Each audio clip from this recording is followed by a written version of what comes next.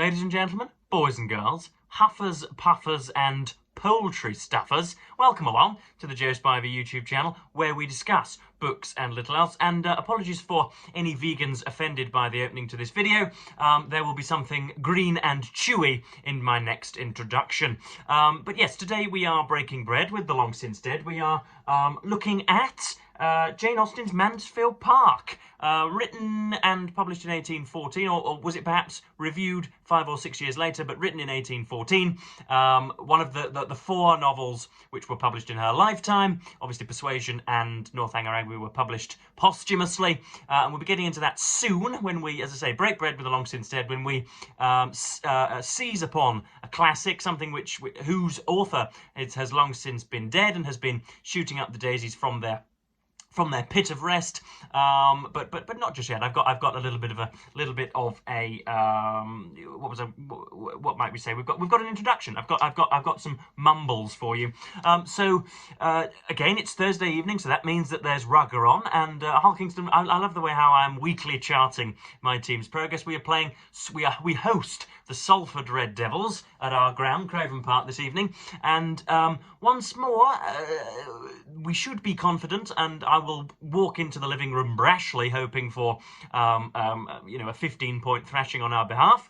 But you just never know these days. We are without our key man, Mikey Lewis, and it's interesting to note the discrepancy between the nature of public rumour and the actual facts, because my mother, who we will get onto a little more specifically in this video, believe it or not, works in an office and asks for the rent of or service charges of people renting property from billionaires, which is a pretty dishonourable thing to be doing, but there we are. These are the times in which we live, and these are the products we must purchase, and the deals we must make. And mother works in an office, and it just so happens that her colleagues are infinitely and intricately acquainted with some of the big boys in the in the team. They are the girlfriends of the best friends of one of key players, and so we get an awful lot through the rumour mill, and Mum is privy to an awful lot of confidential information. And Mikey Lewis, our talisman and last year's Man of Steel, sort of avowed star and quite possibly the best player in the league on his day, as they say, got injured last week in scoring a try in our triumphant victory against Wakefield, and it was in the lower ankle, the ligaments in the lower ankle, and he was wearing one of what are referred to in the vernacular as moon boots at the end of the game. He was on crutches and he was on a great big boot which was supporting his ankle, and it did look bad. And Mum came home on, bear in mind this happened on Thursday, Mum came home on Tuesday or Wednesday telling me that, oh goodness, 12 or 13 weeks for Mikey Lewis. We're going to have to wait 3 or 4 months until he's back. We must countenance the season without him.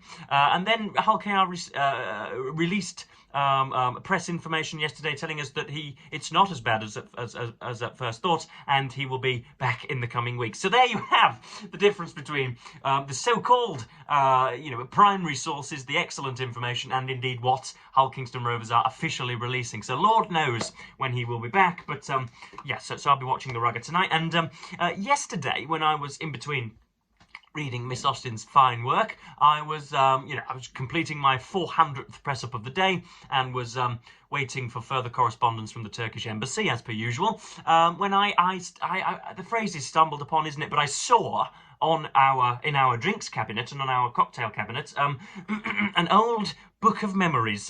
This was a birthday for a present for my 18th birthday from Mum, and it tracks my life from indeed the first burblings to close to the present day anyway. And so I thought I'd share some of these with you, because it is as much for the personality as for the content of these damned videos that we that you continually return. So we have obviously there's we have, first of all, there's the Grand Viceroy Spivey holding me, presumably just a few months into maturity, and there I am. Doesn't everything look beautifully working class in that picture, except of course the fine suit? And then of course there you have Joseph Edward looking, what should we say, expectedly Churchillian, I think would be the phrase. There I am, bearing a resemblance to our finest Prime Minister. And what else do I have to show you? There are loads and loads and loads in here, but I don't want to waste time. There are some spectacular ones. One, the most joyous by far, it's captioned, "Fun with Mum on the Farm." I'm sure we've all seen those videos on the internet.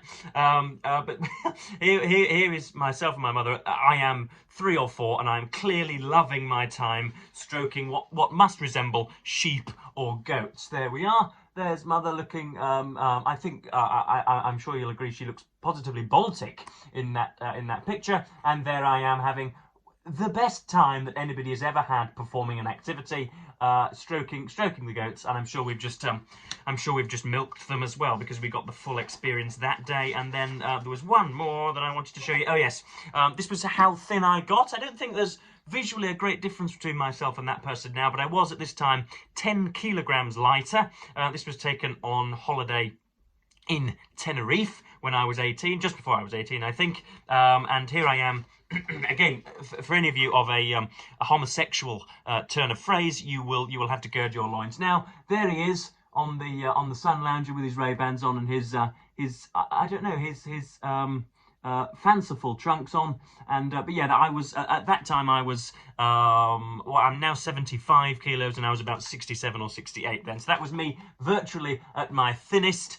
And so yes, that's that stuff. That was a jolly good holiday in Tenerife. Actually, I met a girl from where was she from? She was from Chelmsford, I believe, which is a province of the fine county of Essex. And yeah, we made fine music together. She spliced my binnacle, and I think she's, Lord knows where she is now. She's probably in Bali discovering herself, as so many of my ex-partners are. But yeah, that was, I thought, just something nice to show you. But let us get on with the meat of today's video. We are looking at, of course, at Mansfield Park.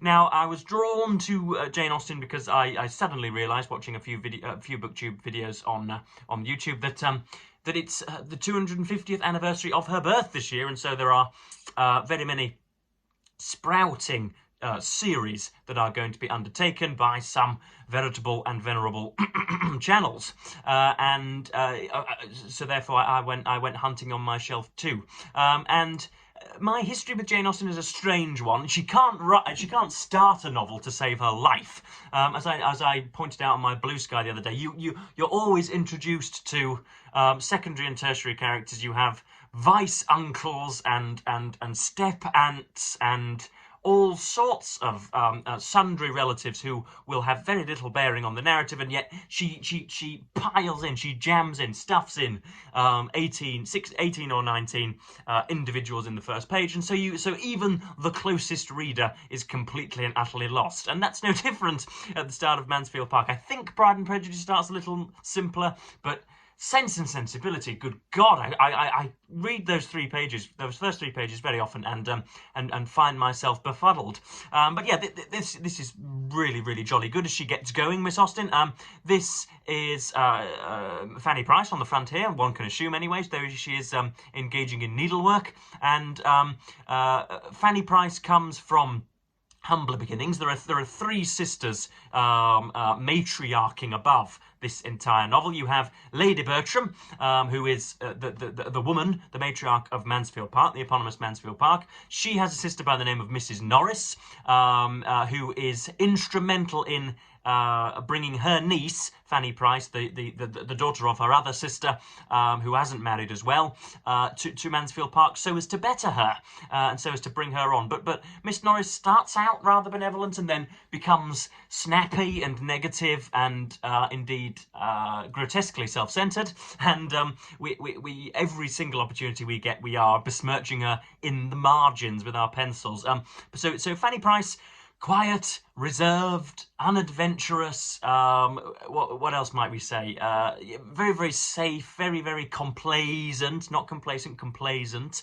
And yeah, not somebody I feel I would like to spend much time with. She is sedate and sorrowful and just really rather solemn at most times.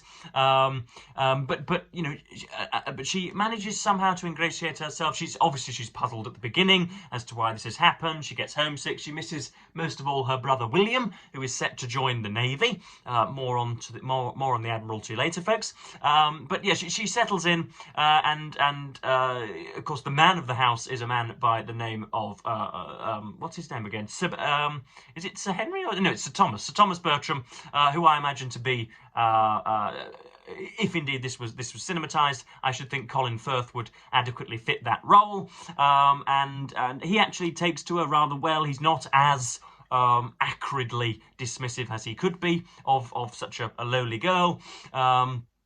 Recognises that she's a relation, and she fits into the society. And then because let me get this right, Mrs. Norris's husband passes and she is widowed.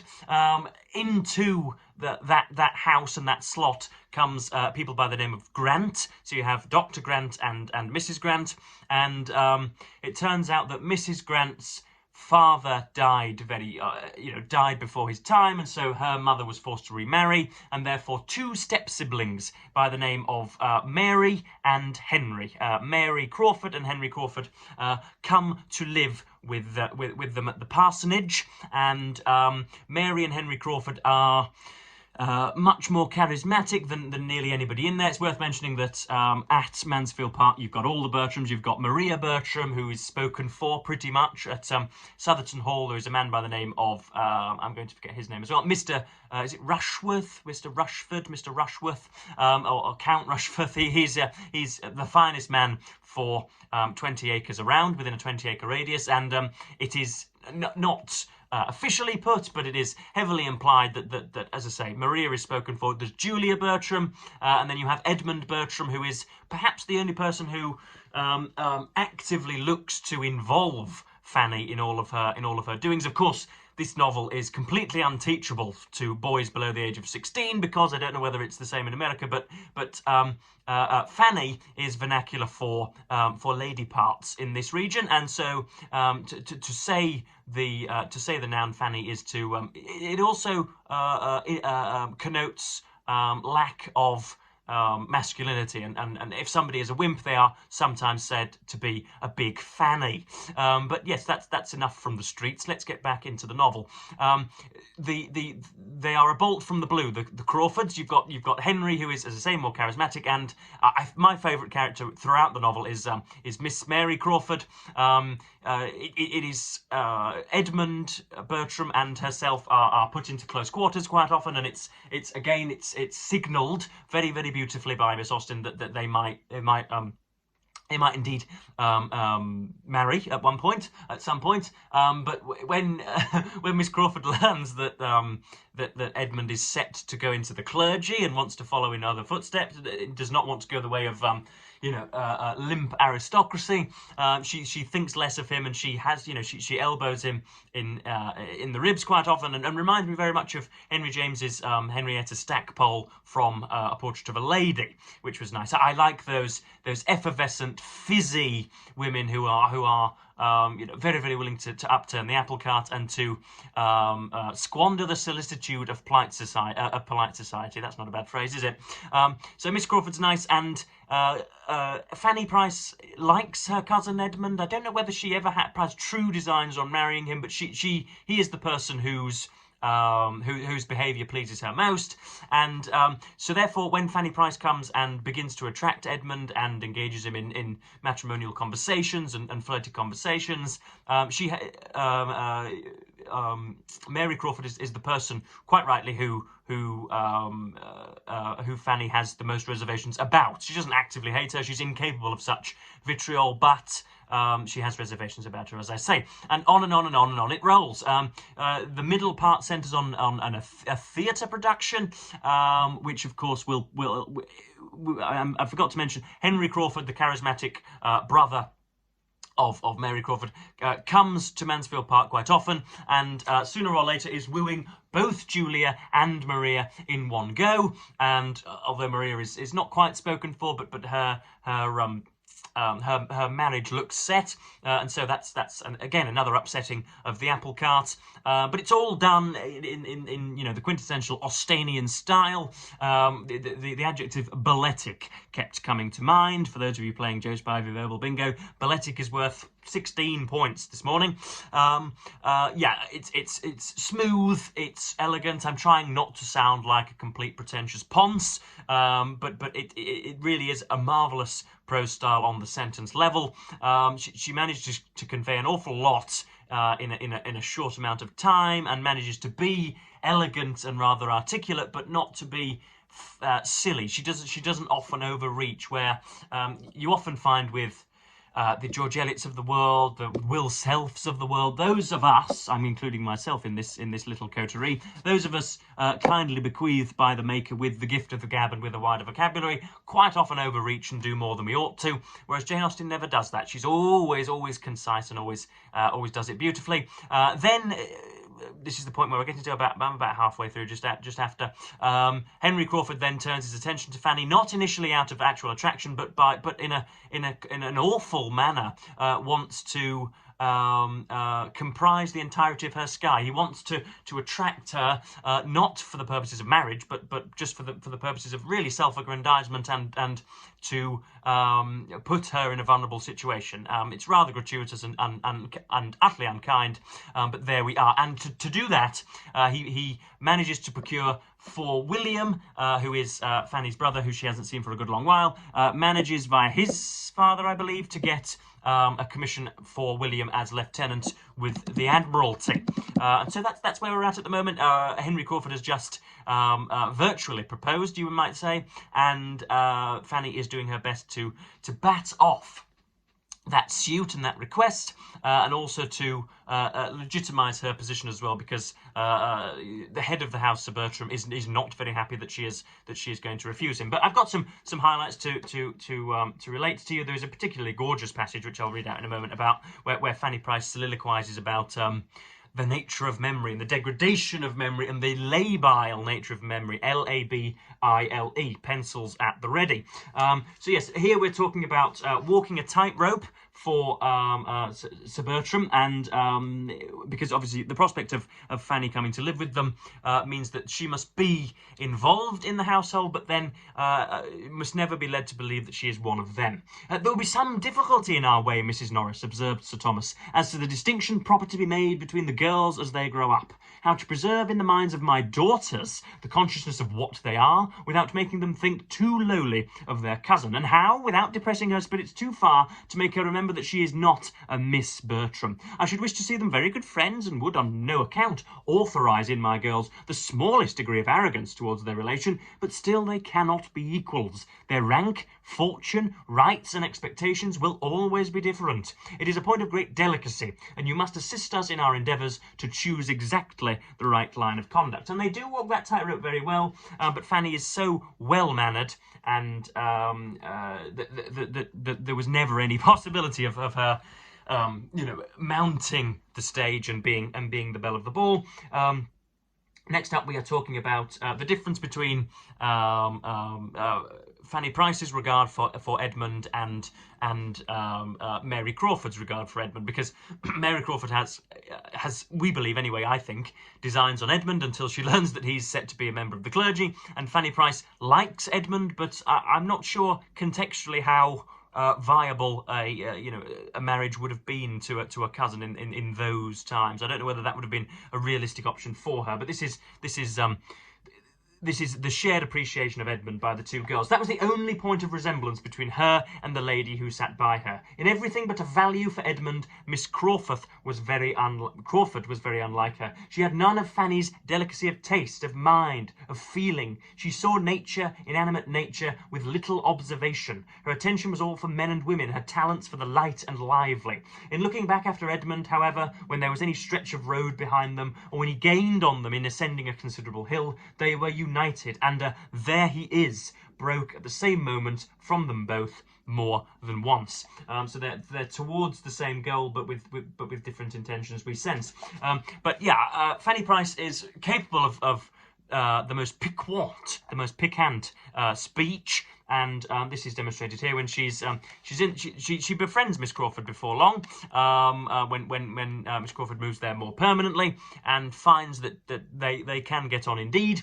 And there is a particularly nice section when they're sat in the garden, and Fanny is remarking on the beauty of the garden and the surroundings. "This is pretty, very pretty," said Fanny, looking around her as they were thus sitting together one day. "Every time I come into this shrubbery, I am more struck with its growth and beauty. 3 years ago, this was nothing but a rough hedgerow along the upper side of the field, never thought of as anything, or capable of becoming anything, and now it is converted into a walk, and it would be difficult to say whether most valuable as a convenience or an ornament, and perhaps in another 3 years we may be almost forgetting what it was before. How wonderful, how very wonderful the operations of time and the changes of the human mind." And following the latter train of thought, she soon afterwards added, "If any one faculty of our nature may be called more wonderful than the rest, I do think it is memory. There seems somewhat more speakingly incomprehensible in the powers, the failures, the inequalities of memory than in any other of our intelligences. The memory is sometimes so retentive, so serviceable, so obedient,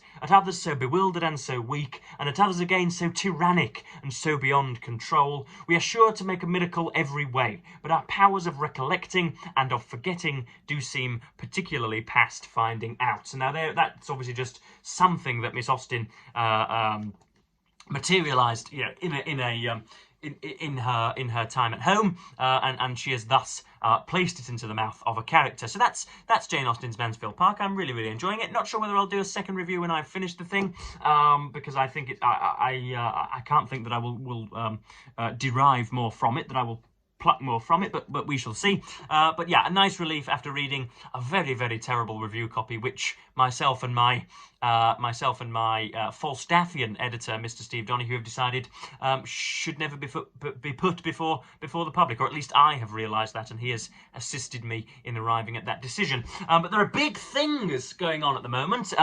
Myself and Randy Ray at the Literate Texan are keeps offering me options for opening rhymes, and yet I keep declining to use them because of copyright purposes and laws of personal property. But me and Mr. Ray are going to be doing a read-along / buddy read of George Orwell's Down and Out in Paris and London, when he went and put himself in the arms of deprivation and poverty, even though his aunt was only a couple of postcodes away. Slightly inauthentic there, Eric. And so that'll be jolly good. I need to go and get a copy of it from my bookstore in the centre of Hull, and also I'll be doing a buddy read of what's the novel called, Joe? I always forget it. The Age of Innocence by Edith Wharton. I'll be doing that with Hannah at Hannah's Books in late March. So yes, hopefully I will be on the channels of others. I can't myself record Zoom meetings somehow. I know 17 of you are going to be screaming at the screen that it's very difficult and calling me technologically illiterate, but I have tried and cannot do it, and have done it on other people's devices but cannot do so on mine. But quite how those buddy reads will manifest, I just don't know, but I'm looking forward to them, and I'll be, as I say, purchasing Down and Out in Paris and London and starting that after this, so that me and Mr. Ray can share our compendious thoughts.